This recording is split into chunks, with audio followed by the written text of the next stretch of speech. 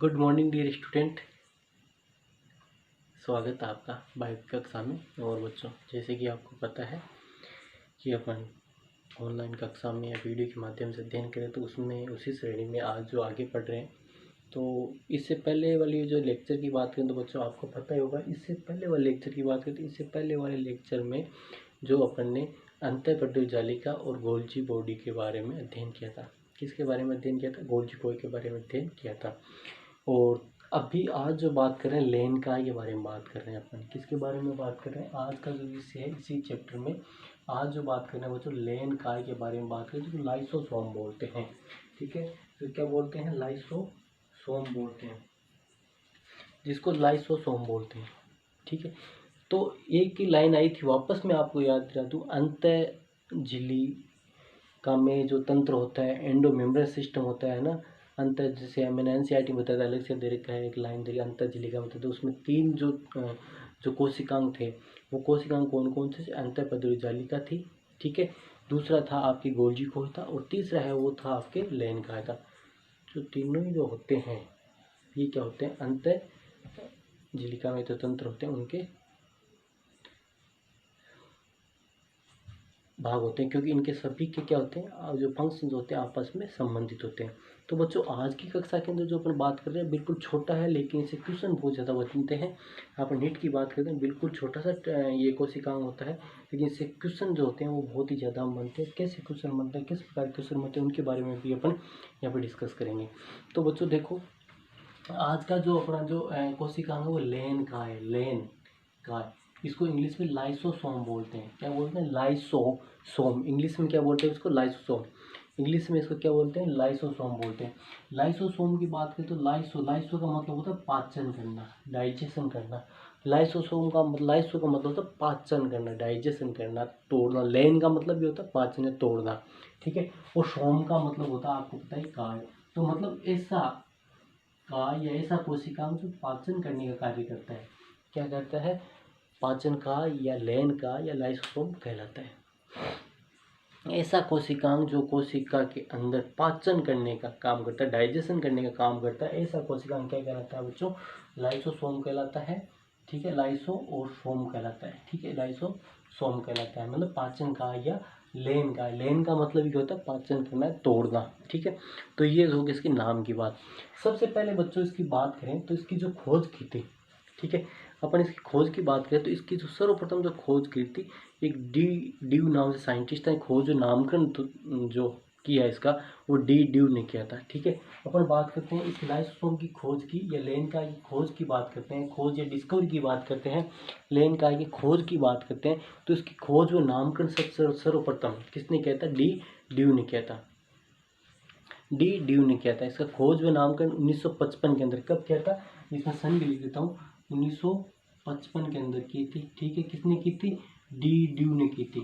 Due ने की थी। ठीक है बच्चों, वापस सुन लो, किसकी अपन बात करें? खोज व नामकरण की बात करते हैं लाइसोसोम के। खोज व नामकरण की बात है, एनसीईआरटी में नहीं मेंशन कर रखा है, मैंने एक्स्ट्रा चीज़ लिखी है सारी।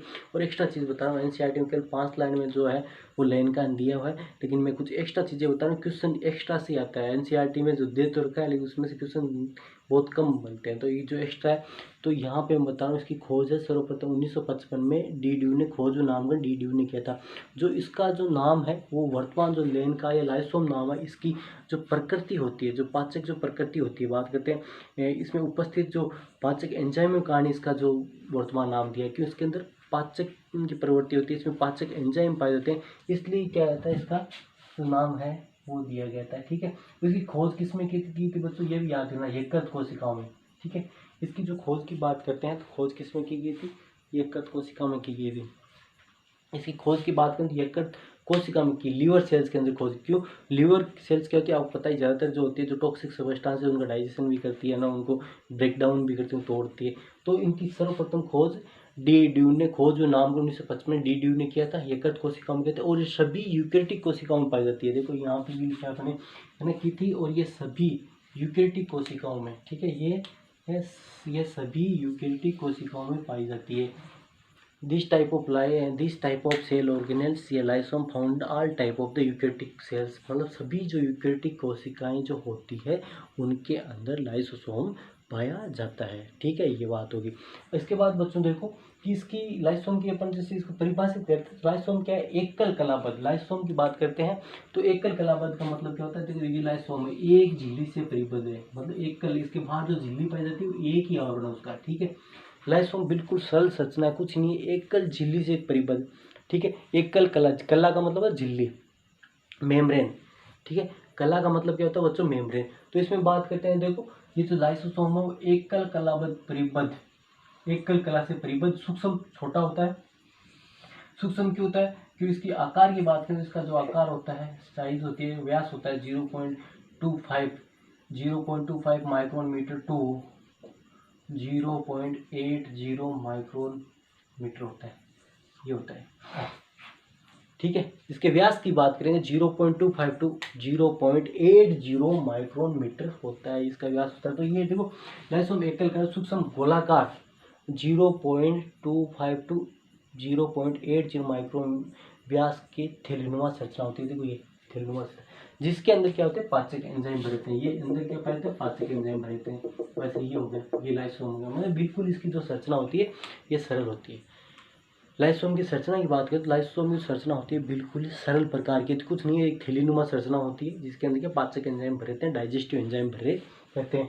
तो इसके बाद आता है थैलीनुमा कोशिकाएं। इसके निर्माण की बात करें तो इसका जो निर्माण होता है, बच्चों याद है ना, गोल्जी कोश होता है। मुख्य तो बात करें अंतःप्रदेश जालिका से भी होता है, लेकिन मुख्य तो जो होता है इसे गोल्जी कोश से ही होता है। इसका निर्माण की बात करें तो इसका जो निर्माण होता है वो किससे होता है, गोल्जी कोश से, गोल्जी बॉडी से होती है। मैं गोल्जी बॉडी भी बनाई देंगे यहाँ पर आपको दिखाने के लिए। और इससे कैसे होता है कि मान लो इसमें ये जो अपने पता है इससे क्या बनती है, इससे पुट्टिकाएँ बनती है। इससे यहाँ से टूट के क्या होती है, यहाँ से कोई पदार्थ आता है, उसको ये गोल्जी कोश क्या होती है, पुट्टिका में इस प्रकार से भर देती है। और जब इस पुट्टिका के अंदर किसी प्रकार के पाचक एंजाइम भर दिए जाते हैं तो उसको क्या कहते हैं, पाचक एंजाइम, जल अपघटनीय एंजाइम भर दिए जाएंगे, उसको क्या बोलेंगे, लयन काय बोलेंगे बच्चों। तो इसका मतलब क्या कहता है, जो गोल्जी कोई क्या करती है, लयन काय का निर्माण करती है। गोल्जी कोई क्या करती है, लयन काय का निर्माण करती है।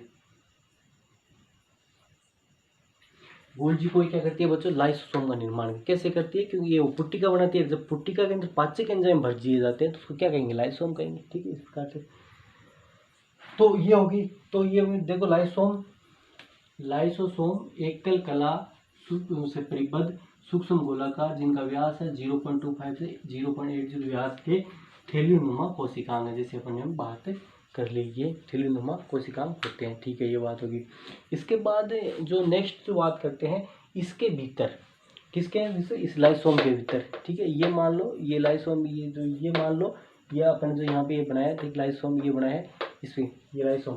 ठीक है, तो इसके भीतर करीब 50 प्रकार के पाचक एंजाइम पाए जाते हैं। कितने प्रकार के, 50 प्रकार के पाचक एंजाइम पाए जाते हैं इसके भीतर बच्चों। कितने प्रकार के, 50 प्रकार के पाचक एंजाइम, मतलब हाइड्रोलेजेज जो एंजाइम होते हैं वो पाए जाते हैं इसके अंदर। करीब 50 प्रकार हाइड्रोलेजेज या जल अपघटनीय एंजाइम पाए जाते हैं। हाइड्रोलेज एंजाइम जो होते हैं, ये जो एंजाइम होते हैं मुख्य रूप से जो एसिडिक पीएच होती है, जो अम्लीय पीएच होती है उस पर ज़्यादा सक्रिय होती है, याद रखना है ना। ये बात मैंने यहाँ पे बोर्ड पे लिखी नहीं है लेकिन बोल रहा हूँ, आप ध्यान रखना कि ये जो एंजाइम होते हैं, हाइड्रोलिजेज एंजाइम होते हैं, ये क्या होते हैं, जो पाचक जो पीएच होती है, पीएच एसिडिक पीएच बोलते हैं, अम्लीय पीएच पर ज़्यादा सक्रिय होते हैं। ये जितने भी एंजाइम होंगे ये सारे के सारे सक्रिय, ज़्यादा कार्यशील कब होंगे, जब पीएच होगी एसिडिक होगी।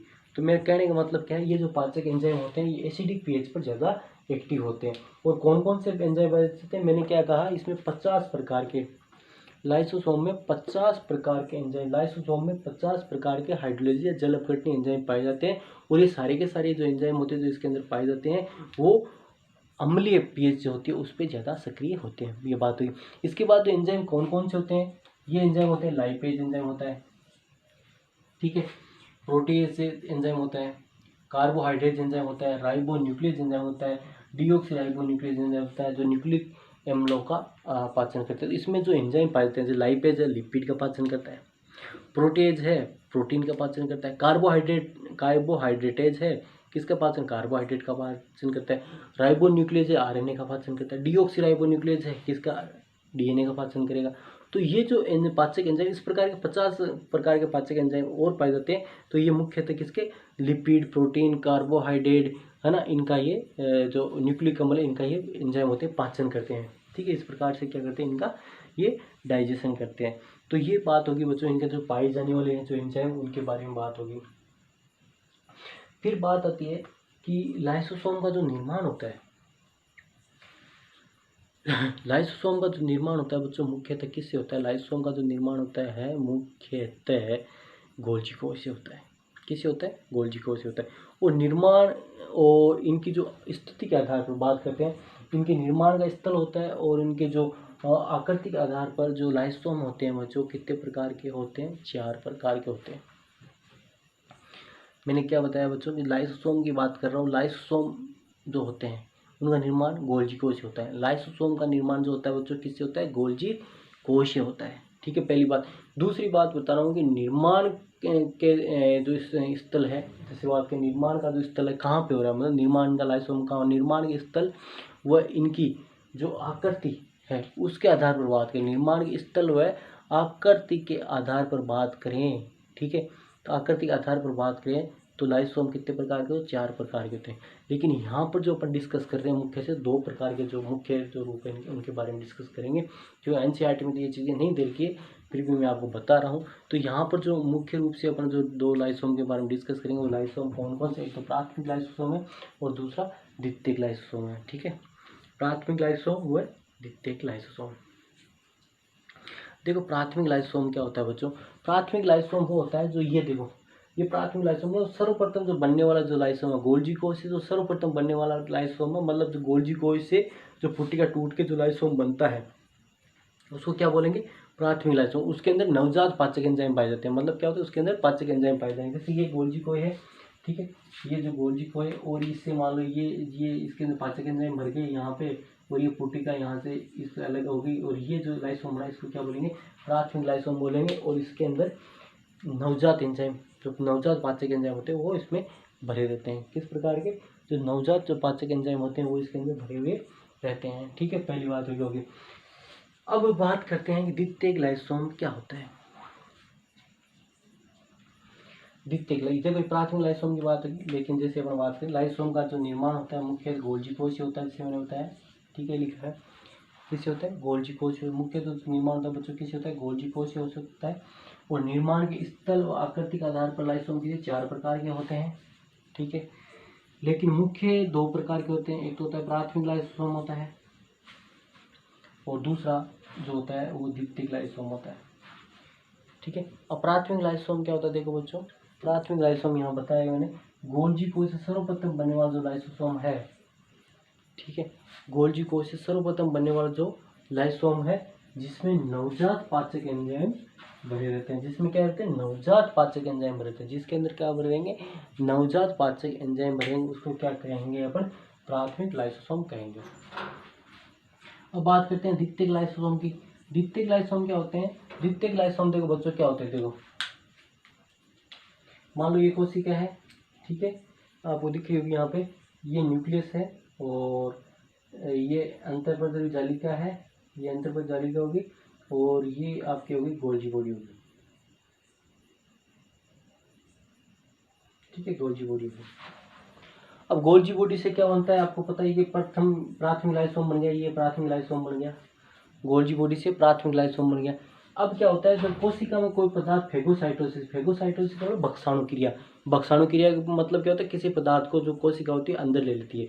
भक्षण की प्रक्रिया के द्वारा कोशिका क्या करती है? उसको पदार्थ को अंदर ले लेती है। भक्षाणु प्रक्रिया की बात करें तो भक्षाणु प्रक्रिया के आधार पर क्या होती है? कोशिका जो होगी, मान लो किसी पदार्थ को इसको अंदर ले लिया, पदार्थ है इसको क्या कोशिका के अंदर ले लेगी।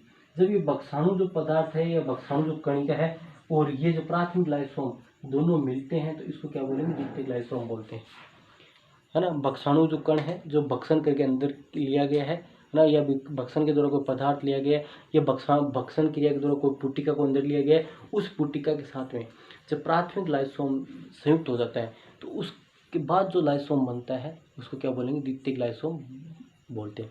इसके द्वारा क्या होते हैं बच्चों? इसके द्वारा लाइसोसोम की बात करें तो लाइसोसोम के द्वारा क्या होता है कि जो अंदर जो पदार्थ होते हैं उनका पाचन होता है।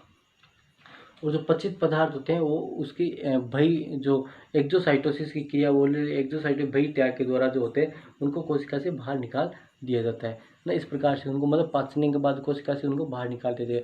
लेकिन इसमें क्या होता है, कोशिका की ये क्या होती है कि आपको पता ही है, ये जो लाइसोम होता है इसके अंदर क्या होता है, पाचक एंजाइम बढ़ते हैं, डाइजेस्टिव एंजाइम बढ़ते हैं, मतलब जो अम्लीय प्रकृति पे कार्य करते हैं, अम्लीय जो पीएच होती है उस पर कार्य करते हैं। इनकी जो प्रवृत्ति होती है पचाने की होती है, मतलब किसी को भी डाइजेस्ट करते हैं। डाइजेस्ट का मतलब उसको नष्ट कर देते हैं पचा के, ठीक है।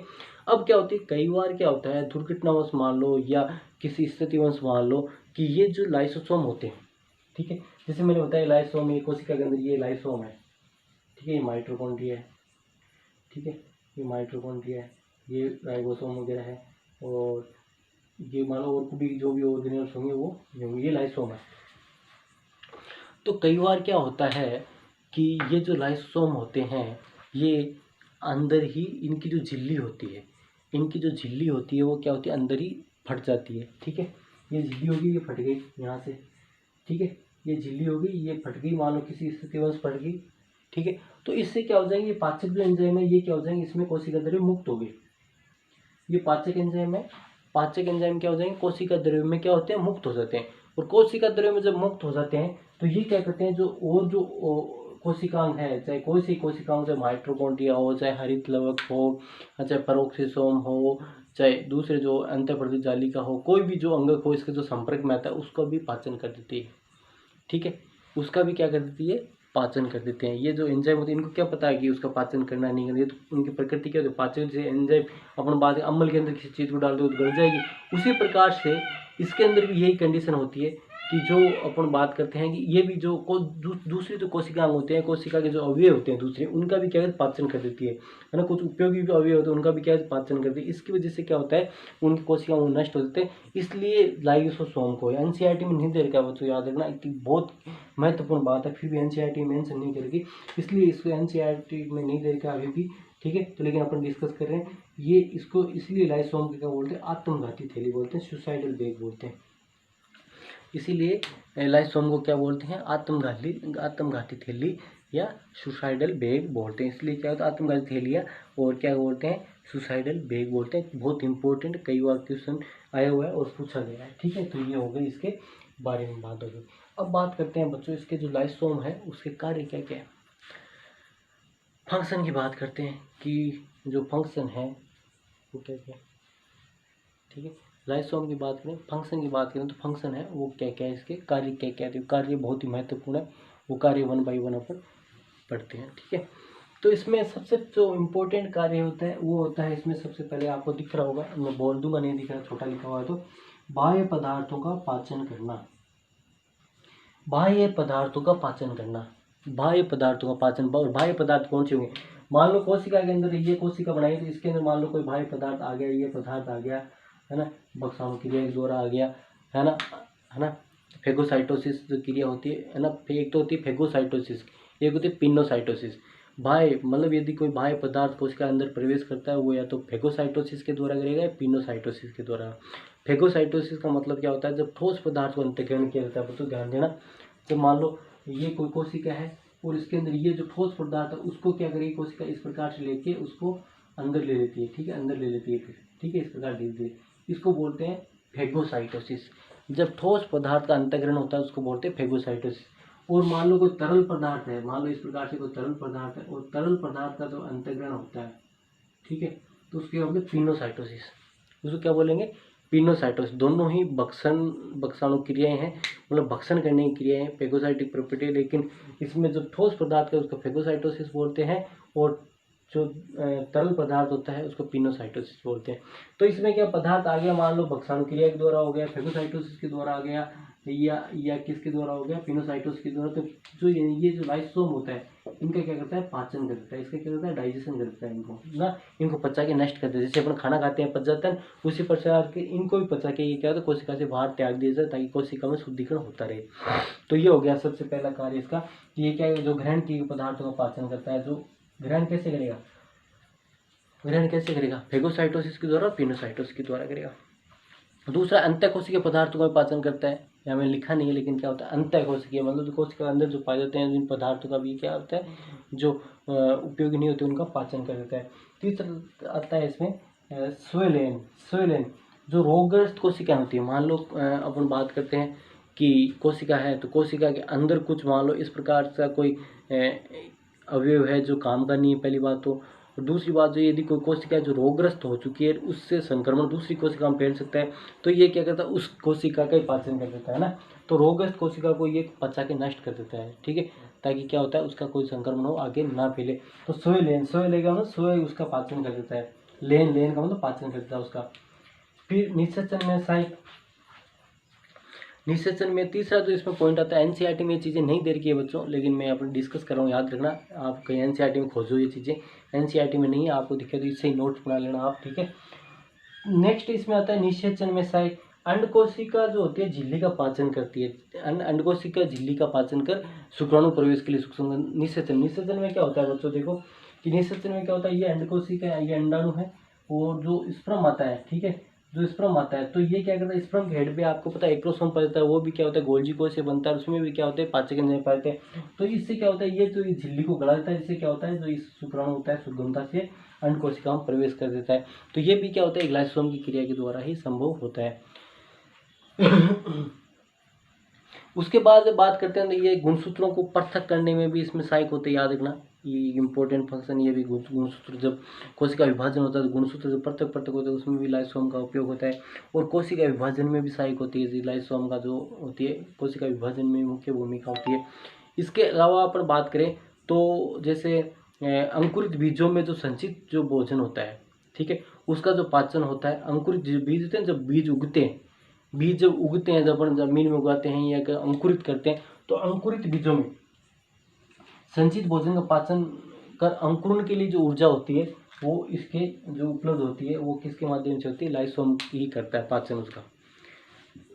जो अंकुरित जो बीज होते हैं बच्चों, मतलब जो बीजों के अंकुरण के समय जो उसमें संचित पदार्थ होता है, तो उस संचित पदार्थ का या संचित जो भोज्य पदार्थ का पाचन करके अंकुरण के लिए उपलब्ध कराना, वो भी एक पाचन की क्रिया होती है, वो किसी लाइसोम के द्वारा ही होती है, वो जो क्रिया होती है लाइसोम के द्वारा ही संभव होती है। तो ये जो बच्चों अपन जो सारी बातें की लाइसोम एनसीईआरटी में बताऊँ 5 लाइन का दिया, लेकिन अपन यहाँ पे बहुत ही थोड़ा डिस्कस किया है ना, तो इसमें ये होगी। तो इसके बाद इसमें आती है रिक्तिका आती है बच्चों, ठीक है। रिक्तिका क्या होती है, आप वैक्यूल क्या होती है रिक्तिका,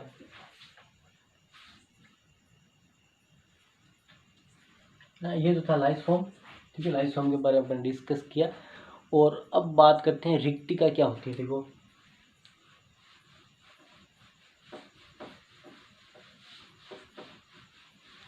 रिक्तिका क्या होती है बच्चों, रिक्तिका क्या होती है, एक झिल्ली से परिबद्ध एक संरचना होती है, ठीक है, झिल्ली से परिबद्ध संरचना होती है जिसके अंदर जल, रस, उत्सर्जित पदार्थ और वो पदार्थ उसमें संचित रहते हैं जो कोशिका के लिए उपयोगी नहीं होते हैं, ठीक है।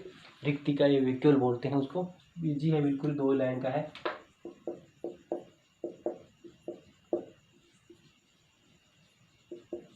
ठीक है। रिक्तिका, तो रिक्तिका क्या होती है बच्चों, रिक्तिका मैं बता रहा हूँ जो ये क्या होती है झिल्ली से परिबद्ध, एकल झिल्ली से जो परिबद्ध संरचना होती है इसको, है ना, इस प्रकार से इसके अंदर क्या होते हैं, रस होता है, जल होता है, उत्सर्जित पदार्थ होते हैं, ठीक है, उत्सर्जित पदार्थ होते हैं, रस, ठीक है, ये और अन्य पदार्थ, अन्य खनिज लवण भी हो सकते हैं, अन्य खनिज लवण जो क्या होते हैं कोशिका के लिए उपयोगी नहीं होते, वो क्या कहते हैं इसके अंदर संचित रहते हैं, ठीक है। इसको क्या बोलते हैं, रिक्तिका बोलते हैं, रिक्तिका बोलते हैं। तो इसकी जो झिल्ली होती है इसको क्या बोलते हैं, टोनोप्लास्ट बोलते हैं। याद रखना बहुत इंपॉर्टेंट बच्चों, कई बार पूछा गया रिक्तिका की झिल्ली को टोनोप्लास्ट कहते हैं, तो इसको क्या कहेंगे, टोनोप्लास्ट कहेंगे। अब टोनोप्लास्ट होगी। और जो पादपों की बात करें तो पादपों के अंदर कोशिका का जो 90% भाग होता है, पादप कोशिका की बात करें तो पादप कोशिका के मान लो न्यूक्लियस, इसका जो 90% जो भाग होता है वो रिक्तिका के द्वारा ही घिरा हुआ होता है, ठीक है, रिक्तिका। और रिक्तिका के अंदर क्या बोलते हैं, जल होता है, उस रस होता है, उत्सर्जित पदार्थ होते हैं और अन्य जो खनिज लवण वगैरह जो वो होते हैं जो कोशिका के लिए उपयोगी नहीं होते, वो सारे इसमें सुरक्षित रहते हैं।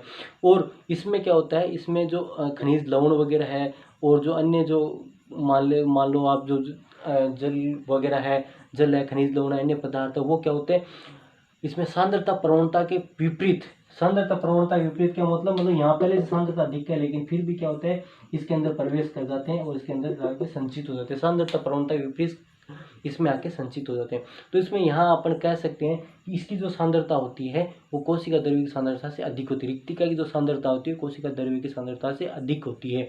और एक बात और आती है यहाँ पर, जो अमीबा के अंदर जो कॉन्टैक्ट संकुचनशील जो रिक्तिका है वो क्या करती है, जो संकुचनशील जो रिक्तिका होती है अमीबा के अंदर वो भी क्या होती है, इस प्रकार का एग्जाम्पल रिक्तिका की एग्जाम्पल है। और वो क्या करती है, जो भोजन को ग्रहण वगैरह करने में काम आती है। और अन्य जो आदि जीवाणु होते हैं उनके अंदर जो फूड रिक्तिकाएं होती है, जो भोज्य रिक्तिकाएं होती है वो भी क्या होती है, एक रिक्तिका एग्जाम्पल जो भोजन का संचय करती है। तो इस प्रकार से बच्चों ये जो बात है रिक्तिका की और लाइसोसोम की, तो आज की कक्षा में इतना हुआ था। आगे कक्षा के अंदर अपन और जो माइटोकॉन्ड्रिया उसके बारे में डिस्कस करेंगे।